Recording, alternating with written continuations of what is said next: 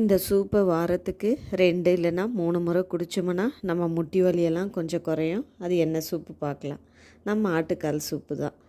ஆட்டுக்காலை நல்லா க்ளீன் பண்ணி எடுத்துக்கலாம். அதில் ஒரு 2 பட்டை, ஒரு 2 கிராம்பு, நான் சின்ன வெங்காயம் போட்டிருக்கேன். கொஞ்சம் பூண்டும் சின்னதாக நறுக்கி போட்டுக்கலாம். அதுக்கப்புறம் ஒரு தக்காளி, அதுக்கப்புறம் தேவையான அளவுக்கு உப்பு, அதுக்கப்புறம் மிளகு தூள், அதுக்கப்புறம் மஞ்சள் தூள், கொத்தமல்லி போட்டு நல்லா இதை பிசைஞ்சு நம்ம எடுத்துக்கலாம். நல்லா பிசைஞ்சிட்டு கொஞ்ச நேரம் நம்ம ஒரு 1/2 அன் ஹவர் அதை அப்படியே ஊற வச்சுட்டு அதுக்கப்புறமா நம்ம குக்கரில் போட்டு அதை நல்லா ஒரு 10 விசில் விட்டு நல்லா அதை பாயில் பண்ணி எடுத்துக்கலாம். ஸோ நல்லா வெந்தாச்சு, நல்லா பூ மாதிரி பாயில் ஆகிட்டுருக்கு.